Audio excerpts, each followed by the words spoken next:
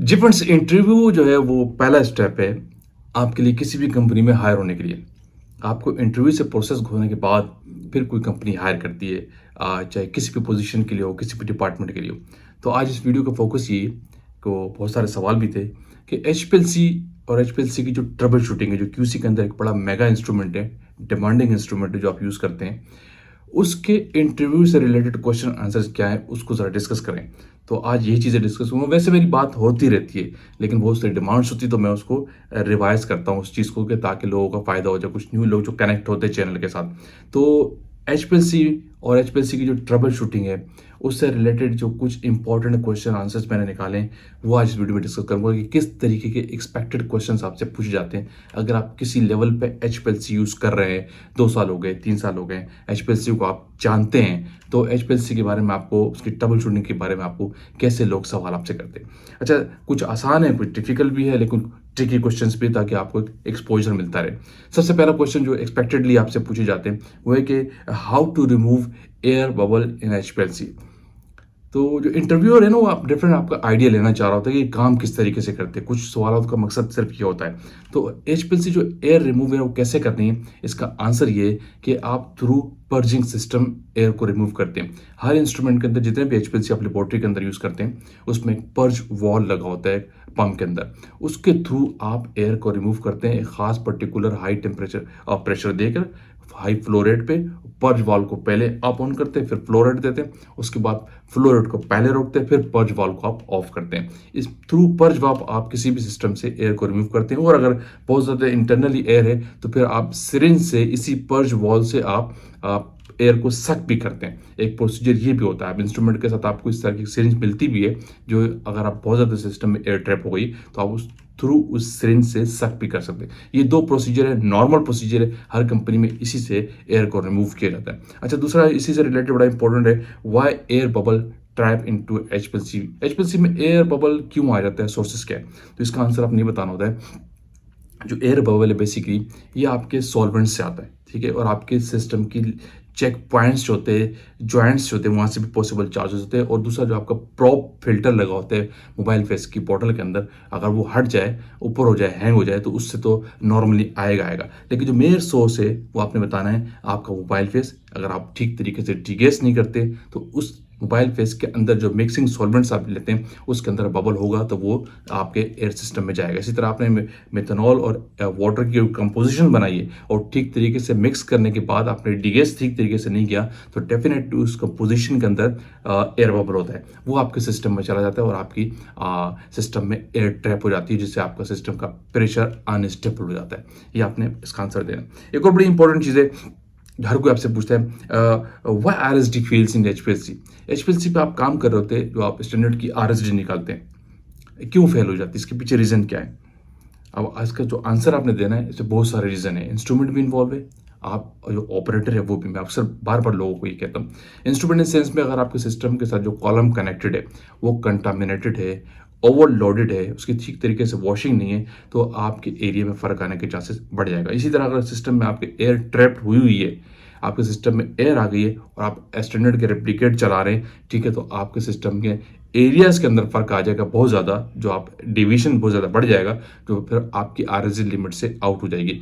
Air भी आपके system में एयर ट्रैप हो गया है, कॉलम कंटामिनेटेड है, तो आपके सिस्टम की आरएसडी आउट हो जाएगी। दूसरा बड़ा इंपॉर्टेंट, जो आपने कंपोजिशन बनाई है स्टैंडर्ड की, अगर वो स्टैंडर्ड आपका ठीक तरीके से मिक्स भी नहीं है, जो आपने स्टैंडर्ड की वायल ली है वो ठीक तरीके से मिक्स नहीं है, होमोजेनाइज नहीं है, उसमें सस्पेंडेड पार्टिकल्स थे और आपने सिस्टम पे लगाया है, तो डेफिनेटली उस स्टैंडर्ड के अंदर आपकी जो कंपोजिशन है वो यूनिफॉर्म नहीं होगी।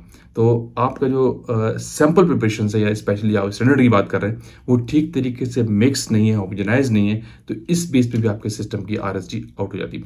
ये जो कंपोजिशन बनाना है वो आपके एंड से, जो स्टैंडर्ड बना रहे डेफिनेटली, और इंस्ट्रूमेंट के एंड से एयर बबल है और जो आपका कॉलम है, तो दोनों चीज़ें एक दूसरे से कनेक्टेड है। ये 2 3 4 रीज़न होते हैं जिसकी वजह से आपकी सिस्टम की आरएसडी फेल हो जाती है। अच्छा, एक बड़ा इंपॉर्टेंट चीज़ जो लोगों से एक कंसेप्ट जानने के लिए क्वेश्चन किया जाता है कि इनका ओवरव्यू क्या है, वो ये कि how many replicates used for RSD calculation. जो आप स्टैंडर्ड की आरएसडी कैलकुलेट करते हैं उसके लिए कितने स्टैंडर्ड के रेप्लिकेट लगाने चाहिए। तो ये जानना ये है कि बहुत समटाइम इस इंस्ट्रूमेंट में प्रॉब्लम आता है, तो लोगों की वो अवेयरनेस और कंसेप्ट नहीं होता, तो वो क्या करते हैं कि 5 रेप्लिकेट लगाने थे, 1 खराब हुआ, 4 की आरएसडी कैलकुलेट करके रिजल्ट निकाल देते। तो वो इस क्वेश्चन का मेन पर्पस ये कि इनका हैबिट क्या है, किस तरीके से काम करता है। तो इसमें आपने आंसर ये देना है कि बेस्ट प्रैक्टिस ये है कि मिनिमम रिक्वायरमेंट जो स्टैंडर्ड की रेप्लिकेट्स की है वो 5 है, 3 नहीं है, सही है। तो और मैक्सिमम आप 6 भी लगा सकते हैं, 7 भी लगा सकते हैं, कोई इशू नहीं, लेकिन कम से कम आपको 5 रेप्लिकेट लगाने एज पर बेस्ट प्रैक्टिसेस, ये आपने आंसर करना है। 3 पे जो लोग आरएसडी कैलकुलेट कर रहे हैं, आरएसडी तो आप किसी भी 2 रेप्लिकेट की भी निकाल सकते हैं, लेकिन जो लोग लेबोरेटरी में प्रैक्टिस लिए हुए हैं कि वो 3 रेप्लिकेट्स पे आरएसडी कैलकुलेट करते हैं, तो उनकी प्रैक्टिस ठीक नहीं है। अच्छी प्रैक्टिस ये है कि आप मिनिमम 5 रेप्लिकेट लगाएं, ये क्राइटेरिया बेस्ट है। आप गूगल पे आप देखते हैं, किसी गाइडलाइन पे देंगे, डब्ल्यूएचओ को भी आप देखेंगे, और ऑडिटर जो आपके पास आता है, ड्रैब के लोग जो होते हैं, वो भी आपको कहते हैं कि मिनिमम 5 रेप्लिकेट होने चाहिए एज पर बेस्ट प्रैक्टिसेस, ठीक है। अच्छा, एक बड़ा इंपॉर्टेंट सवाल है, डेफिनेटली सारे क्वेश्चन एचपीएलसी और एचपीएलसी से ट्रबल शूटिंग से है कि what is the theoretical plates. ये थ्योरेटिकल प्लेट्स क्या होती है, इंस्ट्रूमेंट के अंदर आप यूज़ करते हैं, और इससे क्या एक्सप्लेन करते हैं, क्या इससे आप जानते हैं। तो ये बड़ा इंपॉर्टेंट चीज़ है। जो लोग एचपीएलसी पे काम कर रहे हैं, अगर वो थ्योरेटिकल प्लेट्स के कॉन्सेप्ट से अवेयरनेस नहीं रखते हैं और उसको रिकॉर्ड नहीं करते हैं, तो इट मीन्स कि उनका ऑपरेशन सिस्टम का जो फेलियर है, वीक है। तो क्योंकि थ्योरेटिकल प्लेट्स जो है बहुत इंपॉर्टेंट चीज़ है, ये आपके कॉलम जो है एचपीएलसी का, जो एचपीएलसी के अंदर कॉलम लगाते हैं, इसको हार्ट ऑफ एचपीएलसी कहते हैं। सारी आपकी सेपरेशन उसके अंदर होती है, उसकी परफॉर्मेंस को शो करता है, उसकी एफिशिएंसी को शो कर रहा होता है। एक इमेजिनरी प्लेट्स हैं जो कॉलम के अंदर शो होती हैं, एक खास लिमिट है इनकी। एक पर्टिकुलर जो नया कॉलम होते हैं, मोर देन 2000 होती है, 1500 तक भी होती है। तो ये थ्योरेटिकल प्लेट्स आपकी जो सेपरेशन है उस पर बहुत बड़ा इफेक्ट करती है, पीक की शेप में, पीक के आरटी में इसका बहुत बड़ा रोल है। तो बेसिकली जो थ्योरेटिकल प्लेट्स हैं, ये कॉलम की परफॉर्मेंस से इफेक्ट करती है, और इसका रिकॉर्ड डाउन करना, रिकॉर्ड को नोट डाउन करना इट्स मोस्ट इंपॉर्टेंट। इससे रिलेटेड ये भी जरूरी वो जानना होता है, वो जानना चाह रहे होते हैं कि ये लोग थ्योरेटिकल प्लेट्स को हैंडल करते हैं, रिकॉर्ड भी करते हैं कि नहीं। क्योंकि एक कंपनी में मैं खुद ऑडिट किया और मैंने देखा कि वो थ्योरेटिकल प्लेट्स नोट डाउन ही नहीं करते थे, तो इससे उनको अंदाज़ा नहीं होता कि आपके कॉलम जो आप यूज़ किए जा रहे हैं, लगाए जा रहे हैं, उसकी एफिशिएंसी कितनी है, वो डाउन हो चुका हो, उसका सप्रेस्ड हो चुका हो, उसका पीक का रिस्पॉन्स ही आपको ठीक नहीं दिखा रहा हो। तो इसीलिए नेसेसरी है कि थ्योरेटिकल प्लेट्स आप नोट डाउन करें। एक खास इसका एक फॉर्मेट होता है, और स्पेसिफिक कंपाउंड के लिहाज से इसकी थ्योरेटिकल प्लेट्स नोट डाउन होती है। मस्ट बहुत इंपॉर्टेंट है, और किसी को थ्योरेटिकल प्लेट्स के हवाले से कोई भी क्यूरीज हुई, मैं फर्दर और डिटेल बता दूंगा, क्योंकि ये चीज़ ऐसी है जिसको आप निगलेक्ट नहीं कर सकते हैं एचपीएलसी एनालिसिस के अंदर। आपको थ्योरेटिकल प्लेट्स को मेंटेन करना बहुत नेसेसरी है।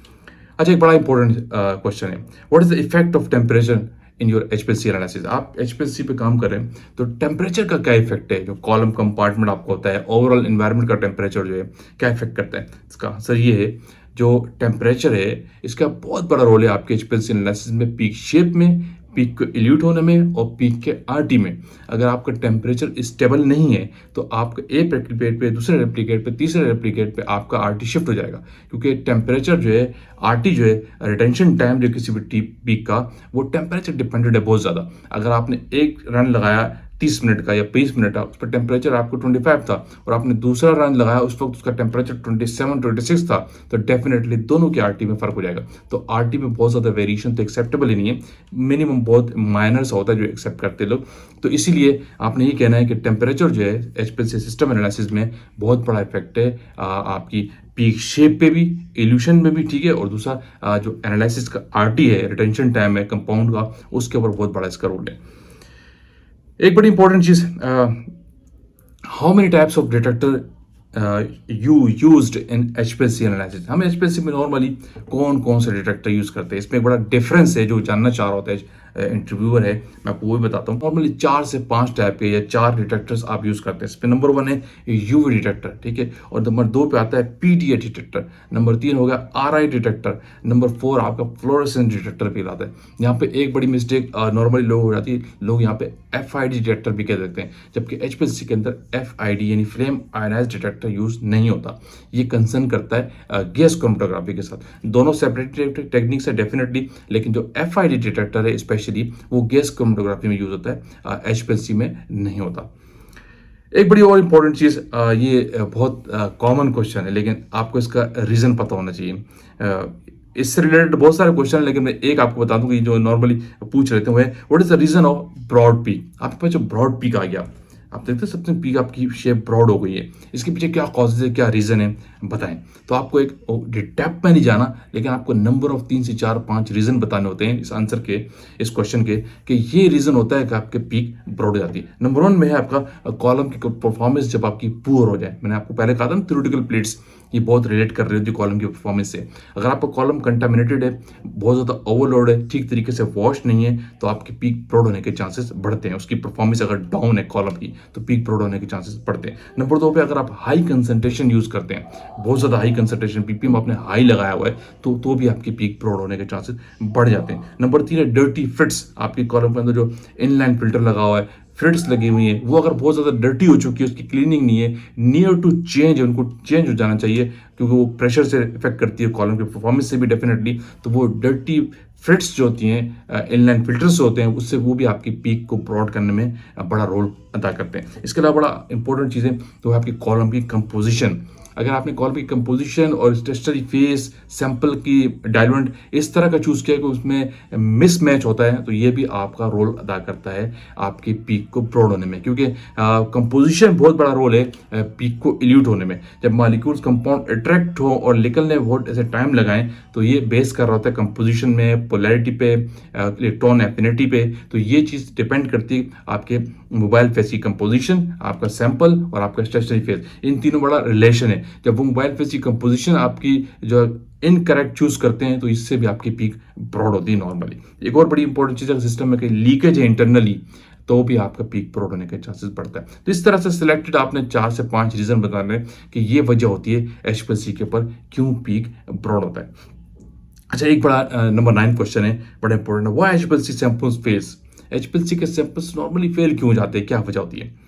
ये वो रूटीन प्रॉब्लम है, सही है। ये ऐसी चीज़ है जिससे इंटरव्यूअर ये जज कर रहा है कि इसके साथ प्रॉब्लम आता है, तो ये कैसे इस चीज़ को ट्रेस आउट करते हैं, वजह क्या है। तो HPLC आपने आंसर ही देना। HPLC का जो सैंपल है उसमें फेल होने की बहुत सारे रीजंस हैं, इंस्ट्रूमेंट भी इन्वॉल्व है, कॉलम परफॉर्मेंस भी इन्वॉल्व है, लेकिन नॉर्मली ये होता है कि आपका जो सैंपल प्रिपरेशन है, अगर वो आप ठीक तरीके से नहीं बनाते, फेलियर इसी एंड से आता है। जब आप सैंपल को एक्यूरेटली मेंटेन नहीं करते, एक एक स्टेप को अवॉइड करेंगे, तो इस केस में आपके सैंपल के फेल होने के चांसेस बढ़ जाते हैं। यही वजह होती है कि अक्सर नॉर्मल लोगों के सैंपल HPLC में फेल हो जाते हैं, या तो पुराना सैंपल उठा लेते हैं, या सैंपल को रखे रहते हैं, या सैंपल ओपन पड़ा रह जाता है, फिर उसके बाद एनालिसिस कर रहे होते हैं, या सैंपल बना के छोड़ देते हैं, फिर एनालिसिस कर रहे होते हैं। तो ये हैंडलिंग, सैंपल का ठीक तरीके से टाइट होना, ठीक तरीके से रखा जाना, और सैंपल को ठीक तरीके से कलेक्ट करना, और सैंपल का भी ठीक होना, और सैंपल को प्रिपेयर करना, क्योंकि ये सारी चीज़ें हैंडलिंग, प्रिपरेशन, केयरिंग, ये सारा सैंपल प्रिपरेशन में आता है। तो ये सारे पॉइंट से यही वजह है कि आपका सैंपल HPLC पे फेल होता है। अच्छा, इसी से रिलेटेड आखिरी क्वेश्चन बता रहा हूँ कि वो बहुत इंपॉर्टेंट है, लोग फिर इससे कंफ्यूज हो जाते हैं कि how to handle failed sample in HPLC audit trail. अब इंटरव्यूअर जो ये जानना चाह रहा है, जो HPLC के अंदर ऑडिट ट्रेल है, बड़ा क्रिटिकल सेक्शन है। इसमें मेरी बहुत सारी वीडियो अवेलेबल है, लोगों को क्यूरियस होगी तो मैं फर्दर डिटेल दूंगा कि ऑडिट ट्रेल में अगर आपका HPLC का फेल्ड सैंपल आ गया है, कोई फेलियर हो गया है, तो उसको आप कैसे हैंडल करते हैं, ऐसे ही छोड़ देते हैं। तो इसका आंसर आप नहीं देना है कि किसी भी फेल्ड सैंपल को HPLC के ऊपर हैंडल करने का पूरा एक प्रोटोकॉल है, एक प्रोसेस होता है आपके पास, कि आप उसको रिकॉर्ड पे लेके आएंगे, एक जस्टिफिकेशन बना के रखेंगे कि ये सैंपल फेल हुआ था और वजह क्या थी, क्योंकि हमें दोबारा इसको टेस्ट करना पड़ा किसी भी एंड से। अगर वो सैंपल के एंड से प्रॉब्लम था, एनालिस्ट के एंड से प्रॉब्लम था, तो आप एक समराइज करके एक जस्टिफिकेशन देंगे, फिर उस जस्टिफिकेशन को आप क्लोजअप करके उस रिकॉर्ड के साथ बंच करेंगे HPLC के रिकॉर्ड के साथ। अगर कभी ऑडिट ट्रेल में कोई क्वेश्चन उठता है कि ये सैंपल को 2 बार क्यों एनालिसिस किया गया, तो आपके पास वो रीजन, वो जस्टिफिकेशन होनी चाहिए कि जिसमें आपने प्रॉपरली मेंटेन किया हो, जेन्युइन रीजन लिखा हो कि ये वजह थी कि ये HPLC का सैंपल फेल हुआ था। इस तरीके से प्रॉपरली एक जस्टिफिकेशन बना के आप HPLC को फेल्ड सैंपल को ऑडिट ट्रेल से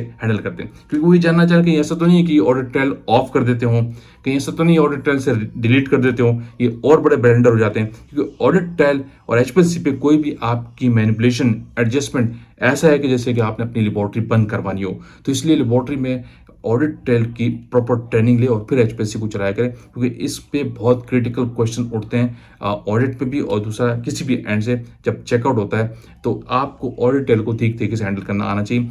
और कोई आप मैनिपुलेशन एडजस्टमेंट तो किसी भी एंड से वे क्यूसी के अंदर अलाउ नहीं है, लेकिन एचपीएससी का ऑडिटर और एचपीएससी मोस्ट इंपॉर्टेंट एरिया इस हवाले से। तो फ्रेंड्स, ये वो बड़े इंपॉर्टेंट क्वेश्चन थे कि अगर आप कुछ टाइम एचपीएससी चला रहे हो और इंटरव्यू देते हैं तो इस तरह के क्वेश्चन आपके सामने आ जाते हैं। अगर मेरे जैसा इंटरव्यू लेने वाला होगा तो मैं इस तरह के सवाल पूछता हूँ, और बहुत सारे लोगों को इस तरह सवाल पूछे गए हैं जब हमने इंटरव्यू भी दिए बहुत सी जगहों पे। तो ये वो चीज़ें थी।